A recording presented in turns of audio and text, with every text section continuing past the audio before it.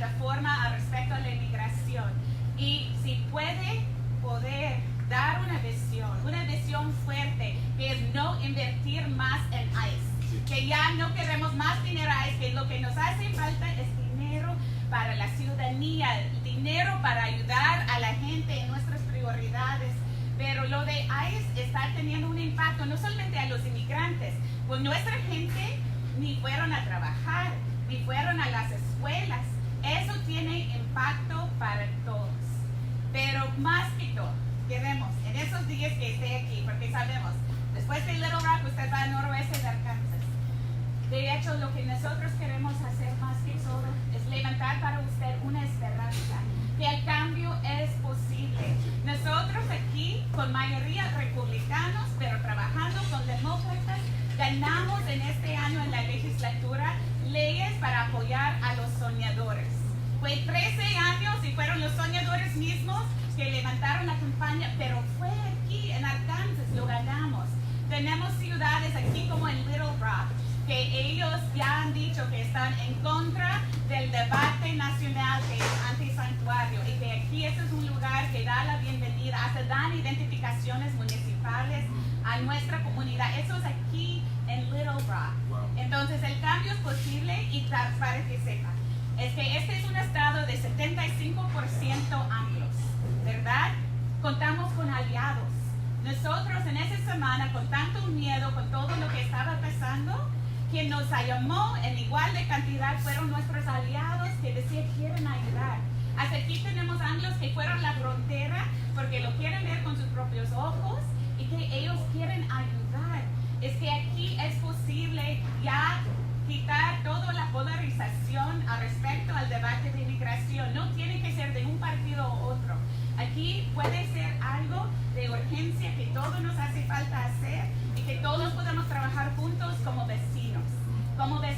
Y ya nosotros podemos liderar aquí en un lugar como Arkansas con amor, no con odio, pero lo que sí nos hace falta es el liderazgo a todos los niveles. Nosotros estamos haciendo nuestra parte y ahorita pues queremos escuchar de usted. ¿Qué se puede hacer a nivel nacional? ¿Qué se puede hacer como parte de esa campaña? Porque es urgente y ya no podemos esperar más. Así, muchísimas gracias. Gracias por estar aquí, y más que todo ahorita queremos que usted escuche de nuestra comunidad. Eso es Arkansas, eso es Little Rock, y hasta hay personas que vinieron desde Jonesboro, de 2 horas de aquí, para conocer a usted, porque saben que eso no solamente es para la reunión de hoy, pero lo que queremos lograr como esta visión, este sueño que queremos que usted levante en su campaña a nivel nacional. Muchas gracias.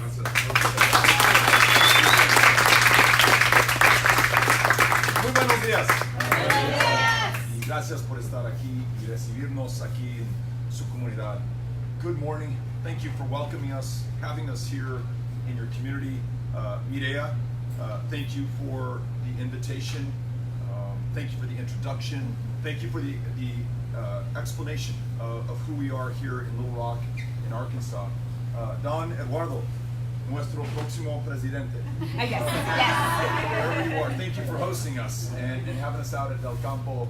Y para los trabajadores que están aquí, ayudando, gracias a ustedes también. It's a huge honor to be here with you and to be able to talk about whatever is on your mind, and hopefully to have a chance to share with you what is on my mind. And if it's okay with everybody, would love to be able to do that in both English and Spanish. We'll just switch back and forth the way that we do in Little Rock, in El Paso, Texas, throughout this country right now. My kids, Ulysses, he's 12 years old, Molly's 11, Henry is 8 years old. They all go to these amazing public schools in El Paso, Texas that are true dual language. So math, on Monday is going to be taught in English. Math on Tuesday is going to be taught in Spanish. They're going to read, they're going to speak, they're going to calculate and comprehend and be in both languages, in the largest binational community in the world. La comunidad más grande binacional en el mundo, 3 millones de México y también de los Estados Unidos, juntados para el Rio Grande, not separated, joined by the Rio Grande River, forming something far greater and more powerful than the sum of their parts or the number of people involved. In El Paso, Texas, the town in which we are raising them, one of, if not the safest cities in the United States of America. Safe not despite, but because we are a city of immigrants and asylum seekers and refugees. Folks who chose us, left their hometown, left their family, left their country to start anew, strangers in a strange land, and by their very presence have made us stronger and more successful and safer than we would have been otherwise. I want to just tell you two stories, and then I want to hear from you. The first involves my hometown of El Paso.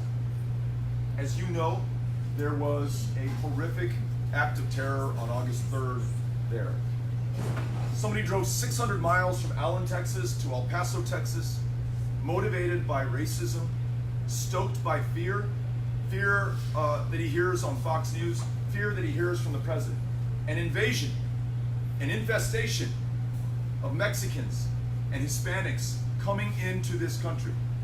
Predators, that's the word the President of the United States used to describe human beings. Animals, that's a word that the President of the United States used to describe human beings.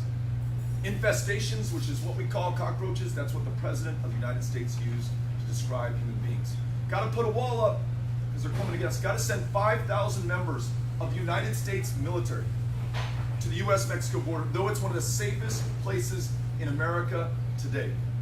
All of that fear and hatred and violence found a home in that young man. And he may be one of those who heard the president in Florida in May of this year when he's talking about that invasion and these Mexicans and these immigrants who are coming into this country to get us. And the president asks the crowd, what are we going to do to stop them? And someone yells out, shoot them. And the crowd roars their approval and laughs. And the president smiles and laughs his assent. And so that killer came to our community with an AK-47 that he could legally purchase. It blows my mind just saying that. Blows the mind of his mother, who called the police now in Texas and said, what in the hell does my son need with a weapon of war? Never owned something like this, never been trained on something like this, doesn't need this. And the police in Allen said, you know, go figure. It's totally legal. You can do this. Nothing we can do for you, man. 22 lives lost in my community in a city that in an average year will lose 18 lives the entire year. A city of 700,000. One of, if not the safest in America. Why were they killed? Because they were Hispanic. Because they were thought to be immigrants. He later told the police he was out to kill quote-unquote Mexicans. He published a manifesto online before he came to El Paso. It talked about this invasion, same word that the president is using. His fear of being replaced, same language that white nationalists and white supremacists and white terrorists use and are using and have used in greater numbers than we've ever seen in our lives or in the history of this country post the Civil War. In fact, the FBI director testified to Congress just a month ago that the majority of the cases that he is investigating when it comes to domestic terror are white supremacists and white nationalists. So that found a home in my community. There's a little memorial set up outside of the Walmart where the killing took place. 22 crosses with the names of every single victim. And in true El Paso fashion, those crosses are draped, they're drenched in rosaries, in flowers, in handwritten notes, in just love from the community. Whatever we can give to the memory of those who have been lost, we've given it. And hundreds of people stand vigil at that memorial. And I went one evening and a chaplain recognized me and he said, come over here, there's somebody I want you to meet. Antonio or Tony. And we go over to meet Tony and he's kneeling on the ground right in front of one of these white crosses with the name Margie written in black paint on it. Margie was his wife. Margie was the only person he had in his life, literally, in El Paso. Neither of them originally from El Paso. And every single day since the shooting, that's where you could find Antonio, in front of that cross. And this chaplain said, hey Beto, I want you to meet Antonio. Antonio, I want you to meet Beto. Antonio, tell Beto your wife's story. And he did. And then he said, Antonio, turn around and tell the entire crowd, hundreds of people here, your wife's story. And he did, and through tears, but also through some kind of catharsis of being able to share something he had not shared with anybody yet. And then the chaplain said, Antonio needs a hug. Everybody get up here and give this guy a hug. Put your hands on him, give him some love. And the community did. Fuck, it was the most beautiful thing I have seen in my life. In the face of a tragedy I hope I will never experience. Hard for me to imagine. This man who thought he was alone on the planet now found that he was surrounded by love and people who cared for him. Before that moment, complete strangers, and everybody hugged on him. It was amazing. Well, this week, something was published in the local paper. It was a funeral notice for his wife, Margie Reckard. And in the funeral notice, they said, because Margie and because Antonio are not from El Paso, don't have family, the funeral is going to be on Friday night of this week, but we don't expect anyone to come, so we've opened it up to the public. And if you want to be there to support somebody who doesn't have anybody else, please come out. So my wife Amy last night, anoche, me mandó un texto con una foto de la funeral y la línea en que esperó casi 4 horas para visitar con Antonio y dar su respeto a Margie. She's waiting in line more than 4 hours because hundreds, maybe thousands of people in El Paso showed up for a funeral for a guy who had no one else in that community. Line not just wrapped around the block, but wrapped around the block many times over. And Amy said, look, the miracle is not that I waited in line 4 hours to be able to give this guy a hug. Not even just that there were hundreds, maybe thousands of others who were willing to do the same. She said there was a 4-year-old boy in line in front of her. Now, if I asked my 12-year-old or 11-year-old or 8-year-old to wait 15 minutes to do anything, it's the end of the world. This kid got it. Our community got it. And frankly, I believe in America, our country gets it. What is happening right now, not only that we have to stop this bad stuff and call it out for what it is, this white nationalism, this racism, these gun laws that make no sense in the world, that we lose 40,000 people to gun violence, that we willingly sell you weapons of war that belong on a battlefield. I talked to the surgeons who took care of the victims, después del tiroteo. And they described wounds that they would see on the battlefield in Afghanistan and Iraq, because they're also trained as combat medics. They work at William Beaumont Army Medical Center. The stuff they saw inside those bodies, organs just ripped to shreds, bullets whose high impact, high velocity, all kinetic energy stops inside your system. It's what it was designed to do, to destroy the inside of your system, and that's what it did. We got to call all that out, but we also have to give ourselves a little bit of hope right now at this moment.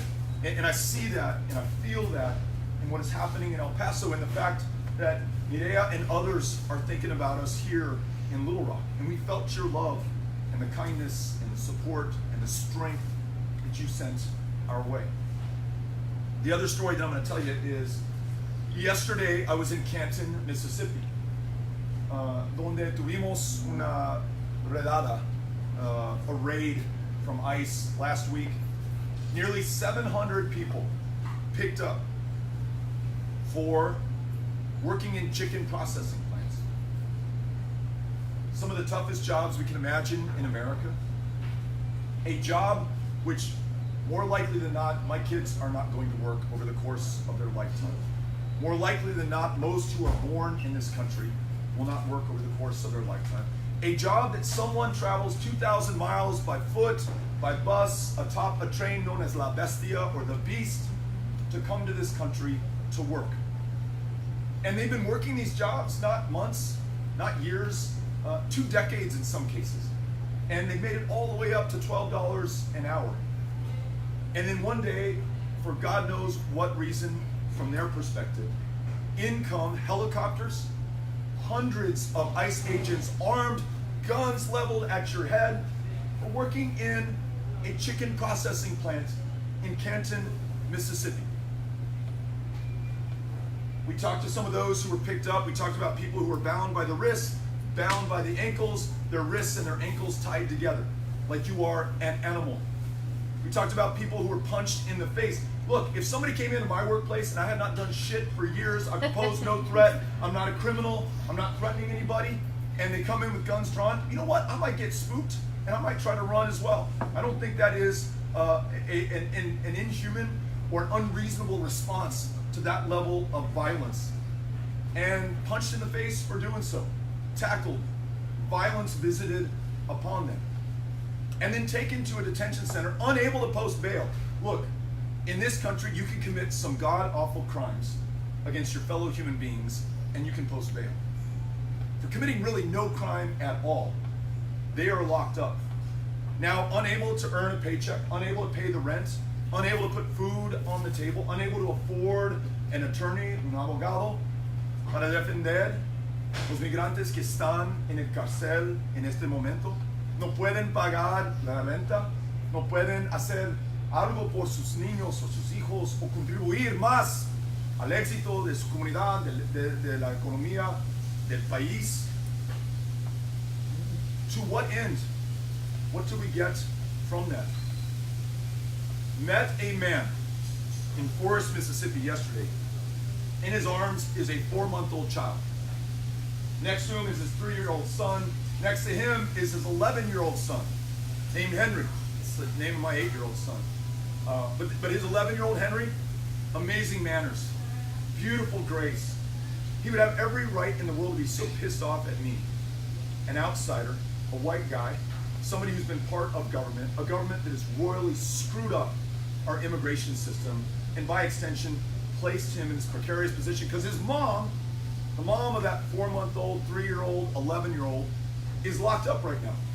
Her breasts are swollen because she's no longer able to breastfeed her daughter. Her daughter's crying all the time, is a complete mess. Mom is depressed. Any of us would be depressed to be locked up. Imagine if you've just given birth and we're taking care of that kid. Like, your body, your mind, your being is solely focused on the welfare of that child, and now you're literally locked behind bars, unable to provide for her.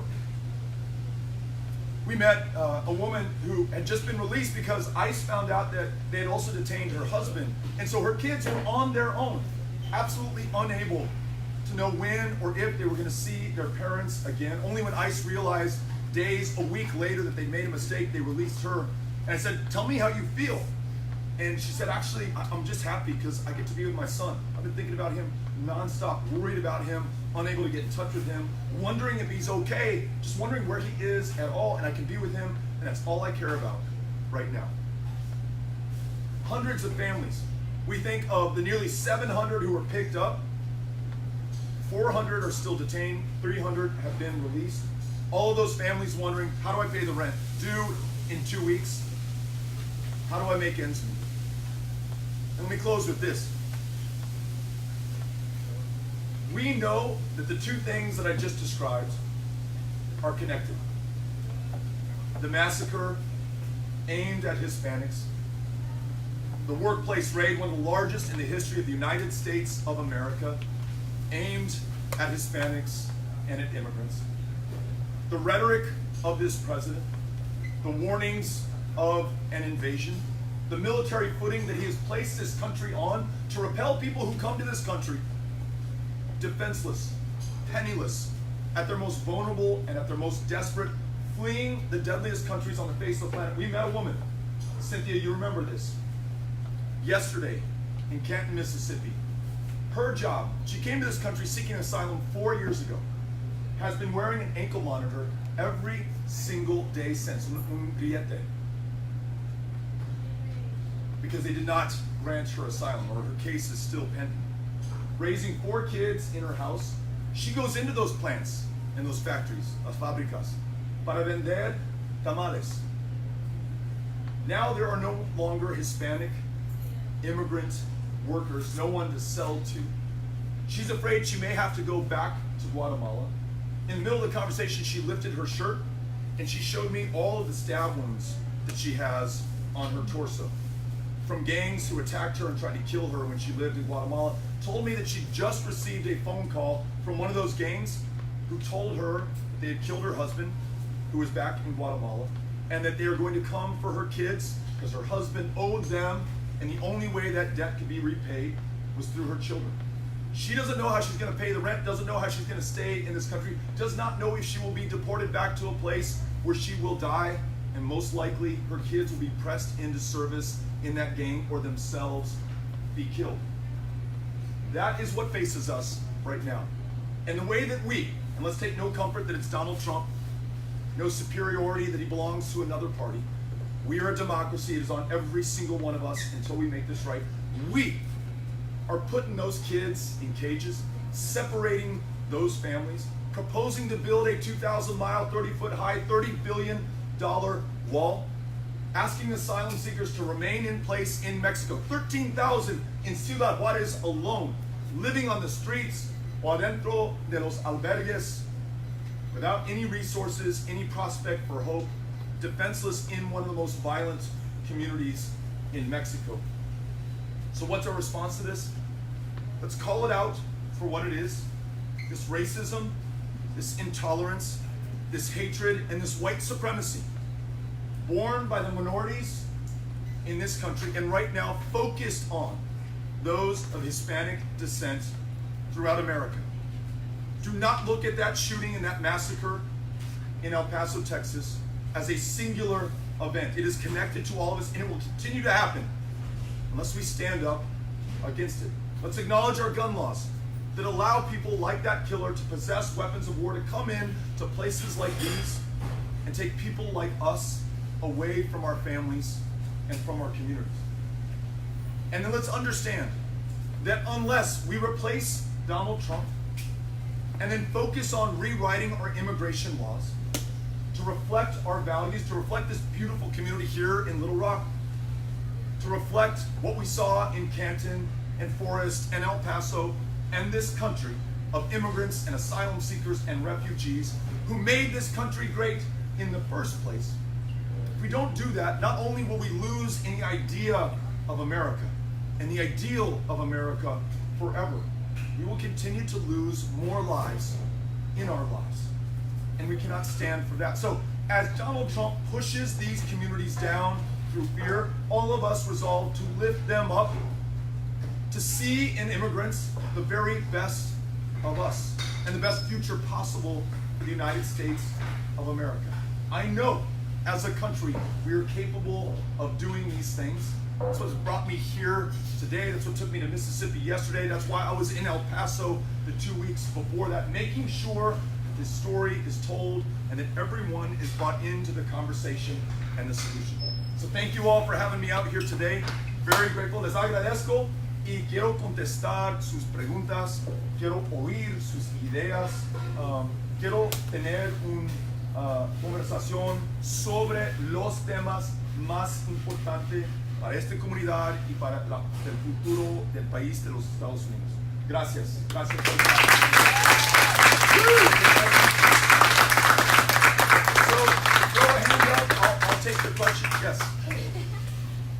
First of all, thank you so much for coming here. My name is Maria Meneses. I'm a student at Landerson College and still active in the community. I have some questions for you. Good. So I wanted to ask you a question. Well, as you know, within the next couple of decades, the Latinx community is going to be the majority, right? And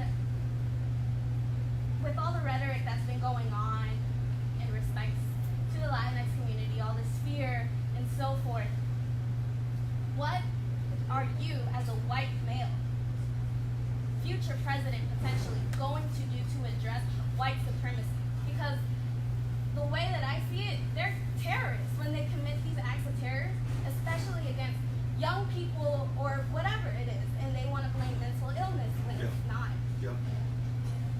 So, agree with the way that you have described the challenge, and also understand the way that you pose the question. Beto, you're a white guy in a country that is seeing a rise in white nationalism right now. How do we meet this challenge together, regardless of our differences of ethnicity or background or genealogy, right? So I come from El Paso, which is a community that's 85% Mexican American. I told you it's connected to Ciudad Juarez, which is a city of almost 1.5 million people. The reason that El Paso, Texas is one of, if not the safest cities in America, is we don't just tolerate our differences. We really embrace them. We understand that the fact that a quarter of those with whom I live, who were born in another country, who chose us, strangers in a strange land, their very presence, their willingness to be there for their kids and their families, for our community and my family, is what has made us such an exceptional community to begin with. But what I learned on August 3rd, the day of that massacre, I don't care how special your community is, I don't care how safe you are, I don't care the distance that separates us from other centers of power or population. This is a violent country. This is a country where hate is on the rise and being encouraged by the President of the United States, and you do not get to take yourself out of these larger challenges. They will come find you sooner or later, and they found us on August 3rd. If you ask what I would do, speak with fierce pride about who we are, as you can see me doing about my hometown of El Paso, Texas. Remind everyone, especially after an administration, after a president who's called immigrants rapists and criminals, described them as predators, animals, that we share that immigrants commit crimes at a lower rate than those who are born in this country. Their very presence can be correlated with the safety and security of a community, because El Paso's safe, but so is McAllen, Texas, so is San Diego, California, so are the border communities on this side of the US-Mexico border that are full of immigrants who are adding to, not taking from this country. One woman yesterday in Little Tiendita, where we were having the conversation, whose husband was locked up, who was figuring out how she was going to pay the rent, she said, Beto, there's all this shit on TV that says that we came here to take public services, to be a burden on this country and on our community. I've never taken a public assistance check in my life. I've been working here 18 years providing for my family, but now that I cannot work, I fear that I will be a burden. Just let me have a job. That's all I want to do. I work the day shift, I come home, my husband works the night shift. He comes home, I work the day shift, my husband works that's all we've been doing.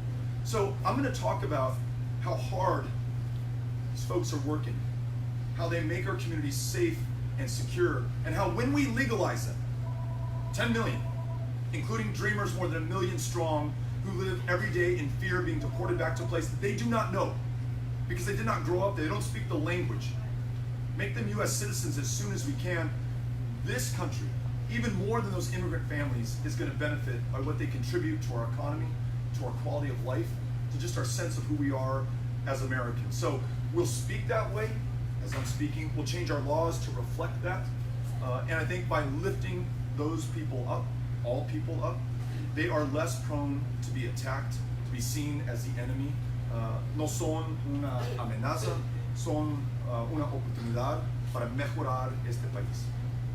I wanted to follow up because what happened over there as well was in regards to gun violence. So I attended a briefing in which a medical doctor, another medical doctor / veteran and lawyer stated that, they're the first ones on the scene and they're the ones that respond to gun violence, victims of gun violence, right?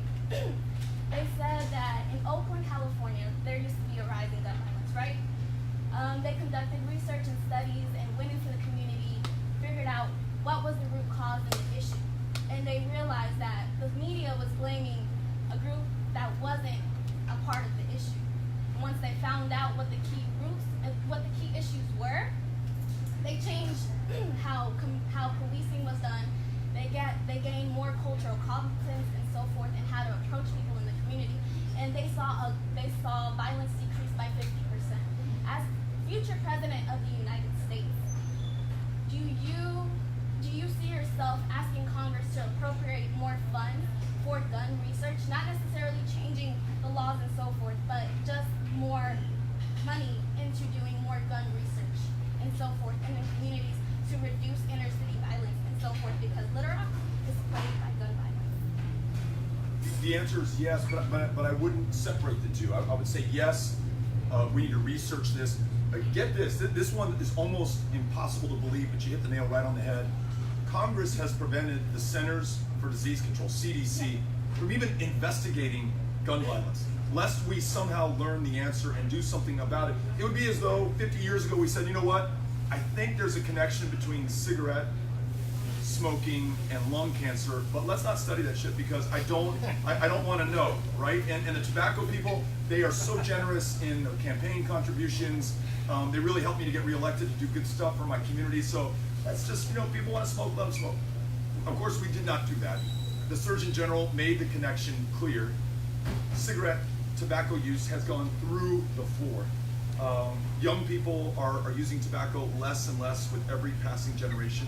We're saving lives. That's a great thing. We have refused to do that when it comes to gun violence. Even trying to get the numbers of how many people are killed by AR-15s and AK-47s, these weapons that were designed for war and use on the battlefield. We don't keep the data in this country. This ingenious, innovative, the wealthiest, the most powerful country on the face of the planet, we still want to know the answer. So, yes, let's make sure that we invest in the research, the data, the numbers, the facts, the truth, the story, and tell it. But let's also not wait for that to do things that we know will save lives. Universal background checks, close every loophole. The Charleston loophole, which means that if we don't get you an answer on your background check, you can just have the gun. We're going to close that loophole. The boyfriend loophole, which means that if your boyfriend or girlfriend was beating you up, threatening to kill you, and you don't have a legal relationship with them, then it's immaterial to your background check. We're going to make sure that that's data that we can use to decide whether or not you should have a firearm. What about assault weapons, like they did in the 90s and then it expired in 2004? Here's the deal on assault weapons. Not only should we stop selling them into our communities, and I'm saying that here in, as someone said, maybe a state that others have written off as too red. You don't talk about banning assault weapons. I said that in every single county in Texas, all 254, including the reddest counties, not just in the state of Texas, but on planet Earth. Places that you could see from outer space, just glowing red as you circle the planet. But that's not enough. And you know what? I had a really tough conversation with myself and my team, and I said, let's be honest with each other. Let's be honest with each other. 329 million people in this country, 390 million guns in this country. Are we going to war? What's happening right now? There are too many guns, and that is a hard thing to say. No politician says it, because we want to assure you that we are not going to in any way complicate or change your life. Everything's going to continue just as it was before. We're just going to make some tweaks, and magically we're going to save 40,000 lives. That's how many lives we lose every year to gun violence. That's not going to work. And so I'm proposing not only do we end the sale of weapons of war, but we buy them from those who own them right now in this country. Look, not without controversy, and a very tough position to take. I remember we were at one of these great marches for our lives organized by students in El Paso. I had little Henry, who was 7 years old at the time, on my shoulders. We do the walk, we come back to the little placita in El Paso, at San Jacinto Plaza, and there's a bunch of guys with AR-15s just waiting for us at the end. And Henry's like, why do they bring their guns, and those look like guns you use in war? I said, Henry, I think they're just trying to make a point. They're probably very nice people. Like, don't worry, don't let it get in your head. But you know what? That shit is terrorizing and terrifying. Henry just went through an active shooter drill to protect him against specifically that kind of weapon in first grade. So we've got to take them off the streets. We do. And I know that is hard. And there are probably some people here or in this community who own an AR-15 or an AK-47, and you probably used it responsibly and safely. We have millions of them on the streets. And the fact that someone could walk in with one of them here or in church or the synagogue or in public life or in the Walmart in El Paso, which they did with an AK-47, I can't accept that. And if that costs us any prospect of being able to win this nomination, so be it. But I owe it to you, I owe it to my kids, I owe it to my conscience to say and do the right thing while I still have a shot. So that's my answer on it. Thank you.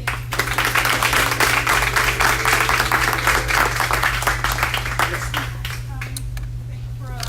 Gracias por venir hoy. De nada. Mi nombre es Yesenia Hernandez. First, I want to tell you a little bit of my story, my family story.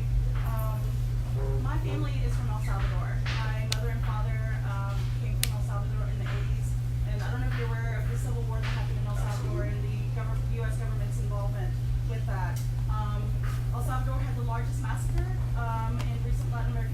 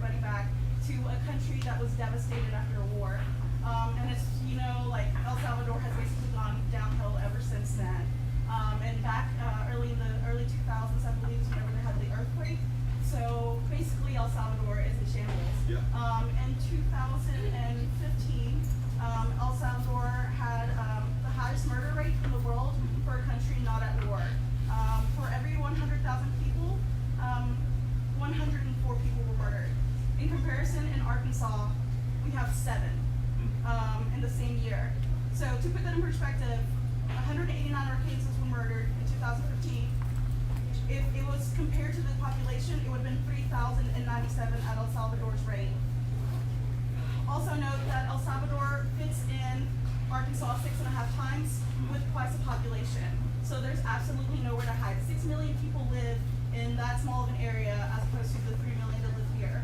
So in a few years ago, my cousins, 5 children, the youngest one being 8 years old, and their 2 mothers traveled over 3,800 miles to get to the port.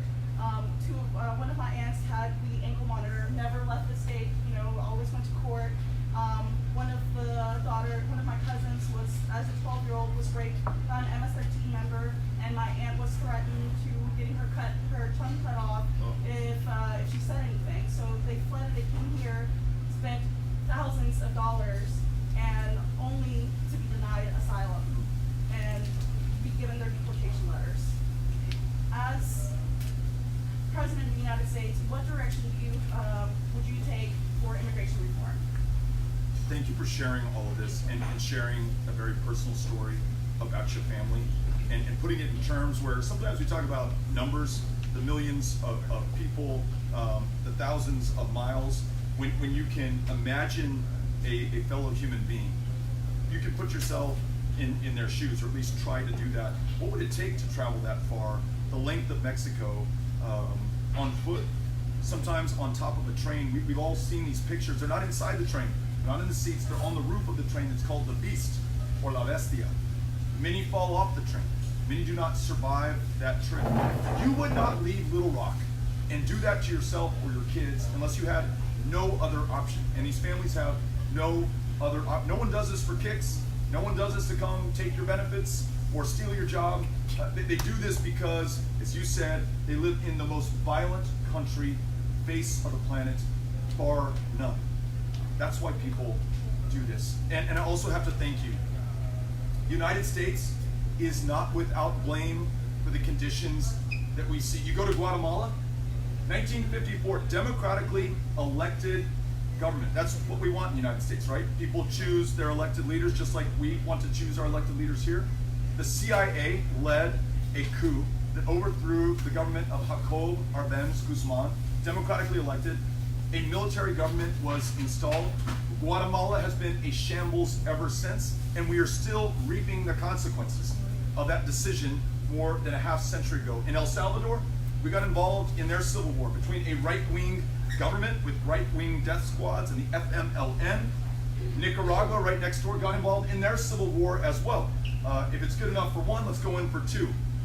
The Contras mining the harbors, sending in weapons and special forces, deporting people who fled those civil wars back into their countries after they'd spent time in our prisons and learned gang culture where there was no natural defense against it there. Y luego además, we are the largest market for illegal drugs on the planet. We're 4% of the world's population. We consume 25% of her illegal drugs, which have to transit through some country. And there's this saying that's been ascribed to Porfirio Diaz, poor Mexico, so close to the United States, so far from God, for these countries to be close to this drug market. Their institutions hollowed out by these drug gangs who try to satisfy our appetite here in this country and then bear the brunt of a war on drugs that we have foisted on them. So yes, we are helping to create these refugee flows that are now coming to the U.S.-Mexico border seeking help. You ask what we would do.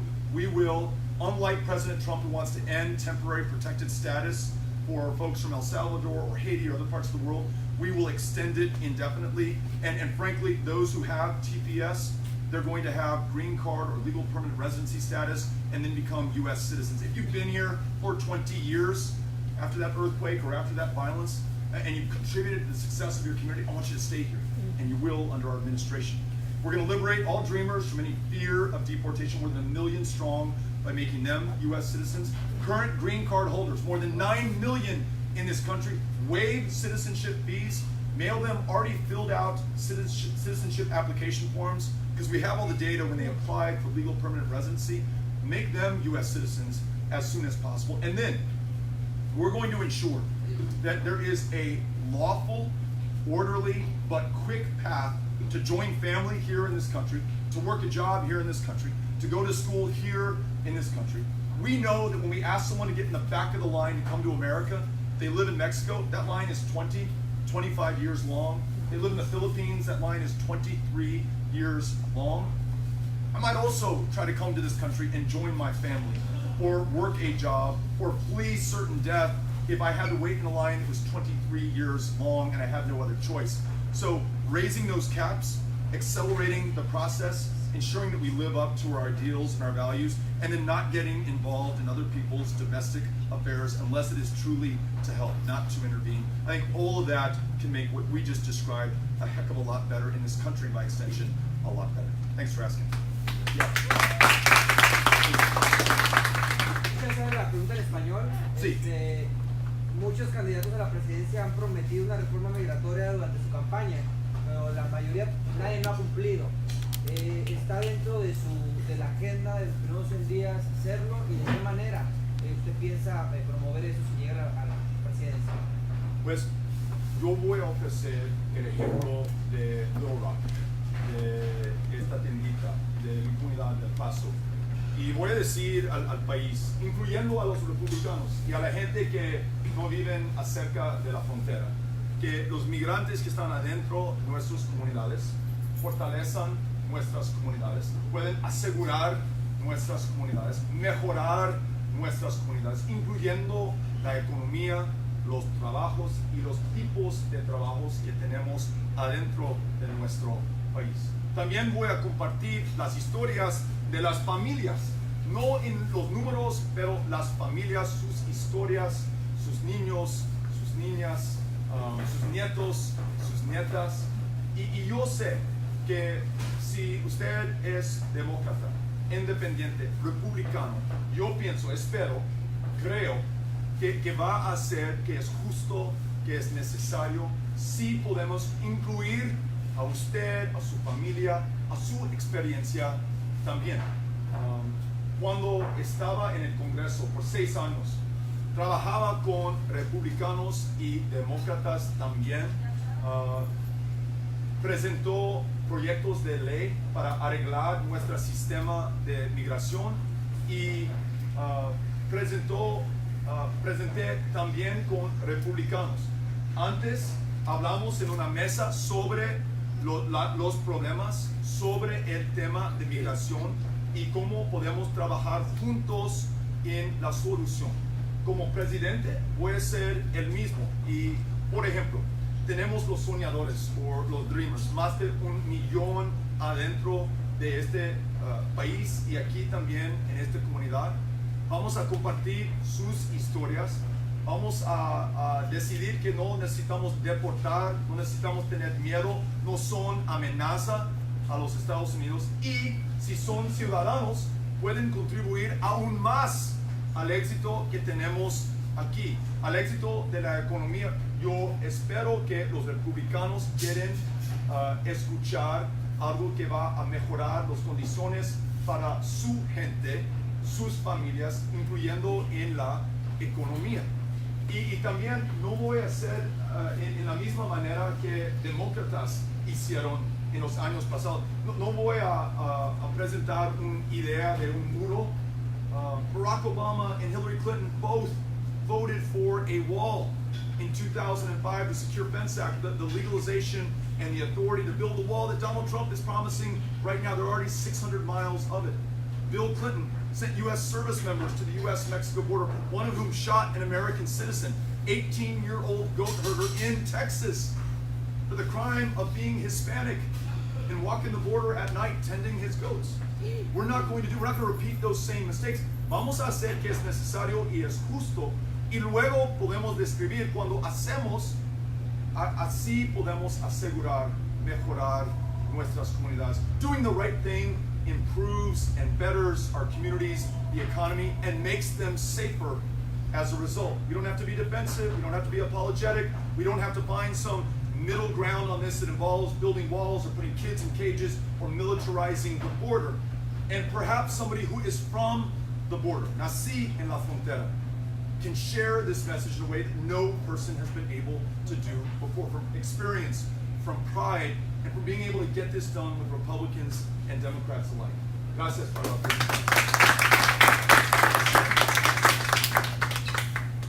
Good morning. Good morning. I represent a part of the electorate that can be very, very helpful to you in your campaign. I represent the abuelitas. The abuelitas. Okay?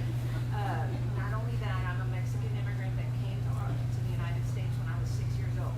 So I am an American, and I'm also a Mexican immigrant.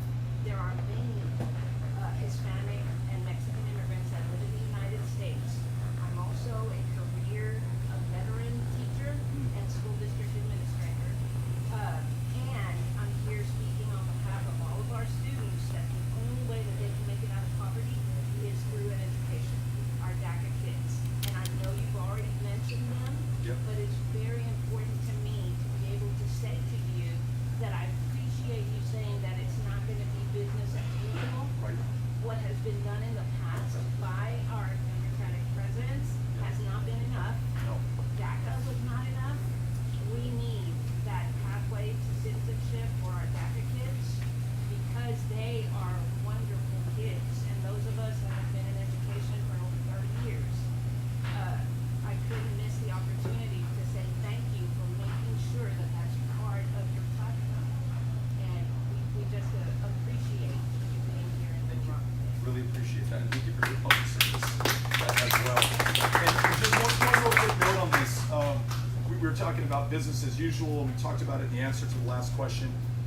We've got to give people a very clear choice, and they can be forgiven for being confused if Democrats are voting for walls, if Democrats have militarized the border, if Democrats under the last administration, 1 year, 400,000 internal deportations from the United States of America. That was not during the Trump administration. That was during the Obama administration. Families torn apart, people sent back to countries where they could not take care of themselves. And listen, let me be clear, Barack Obama, the best president of my lifetime, I think did it because he was trying to get to an immigration reform solution and felt like he had to show some toughness. My case is, we don't need to do that. We don't need to be defensive, apologetic. We don't need to take it to those immigrants and show how tough we are. Because when we do that, the American public is confused. They say, well, maybe those immigrants really are a threat. These Democrats who I thought were their defenders and wanted to elevate them, they're doing this stuff to them, so maybe there really is a problem there. That's why I talk about talking with pride about immigrants, especially those dreamers who are already contributing so much and not needing to build walls, not needing to do this internal enforcement, realizing that if you want to make your community safer, you treat people with respect and dignity. You bring them out of the shadows, let them get right, and contribute even more going forward. So thank you. Thanks for saying that. Appreciate it. Okay. Gracias por venir. Gracias a usted. Manejé 1 hora y media Oh, wow. porque era para mí importante venir a hacer esta pregunta. ¿De cuál comunidad? Vengo del condado de Esha, mi pueblito se llama Dumas. Ok. Es un pueblito muy pequeño, pero tenemos mucha comunidad hispana. Mi pregunta es sobre la visa U. Yo apliqué y me di cuenta que solamente se otorgan 10,000 visas por año, lo cual son muy pocas a comparación de todas las peticiones que entran cada año. Solamente para recibir respuesta de que si eres aprobado o no, tienes que esperar de 4 a 4 años y medio. Entonces, solamente para recibir esa respuesta, después de eso tienes que aplicar para una tarjeta de seguro y el tiempo de espera es de 6 meses a 12 meses. Otro año. Otro año. Y después tienes que mantenerte con ese permiso por 3 años para poder aplicar para la residencia. Wow. Es un tiempo de espera muy largo. En total, 8 años casi. Sí. Yo apliqué en el 2015, ahorita están atrasados con 63,000 visas, así que yo no voy a tener respuesta probablemente dentro de 4 años. ¿Está en su agenda aumentar las visas Sí. para las personas que han sido víctimas de algún crimen? Sí.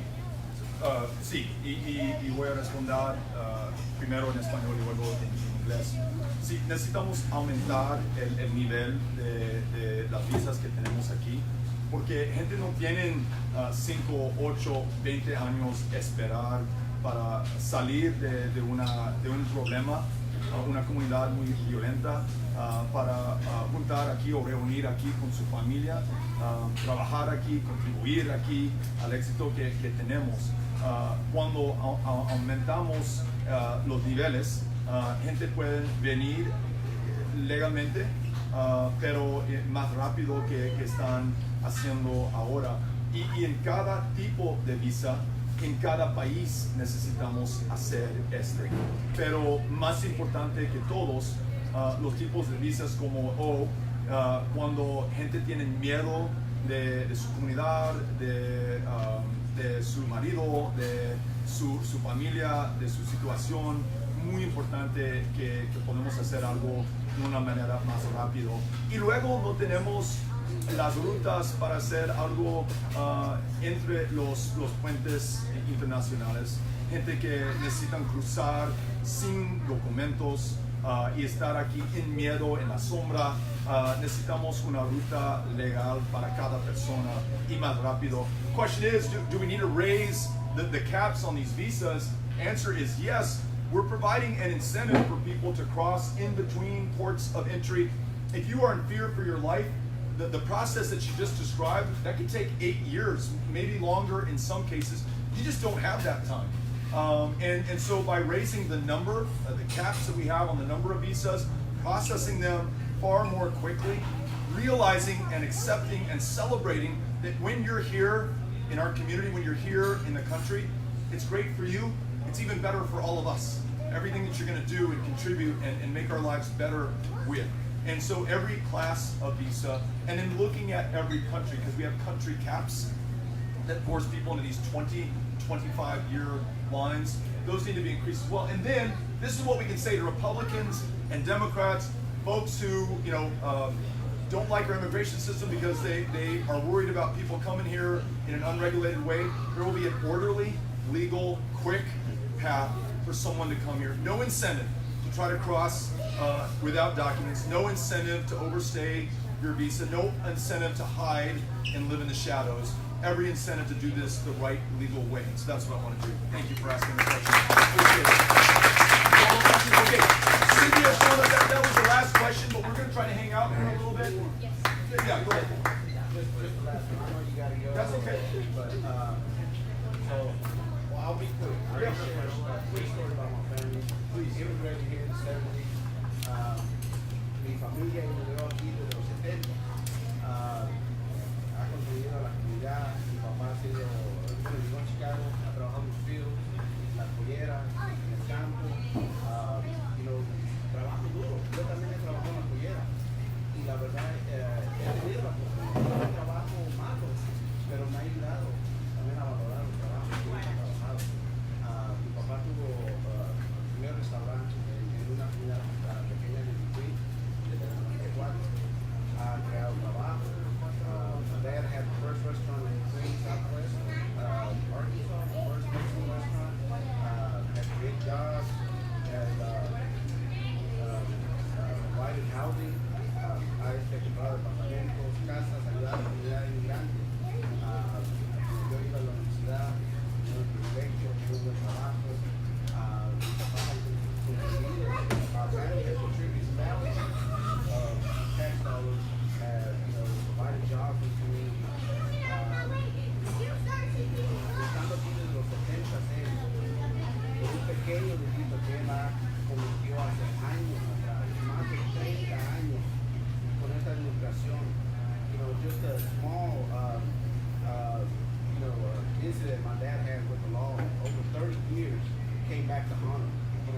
Esos pequeños de hace más de 30 años que pasó y él arregló la amnistía, mi papá también, mi mamá también, pues, con esta administración nueva, con this new administration,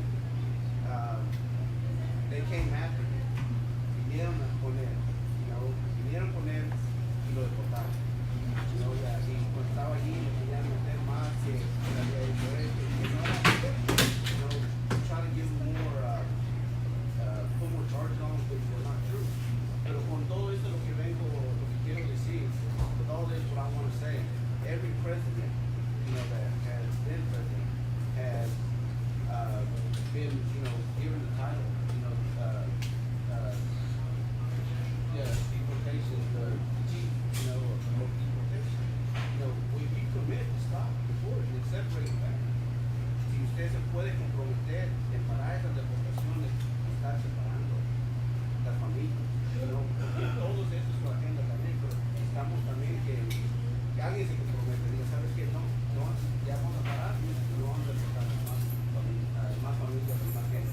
especialmente gente que viene, ellos son verdaderos, como muchos de aquí, vienen por el sueño americano, y están trabajando lo que otra persona lo que ellos hacen. Sí, gracias por compartir su historia y la historia de su padre y de su familia.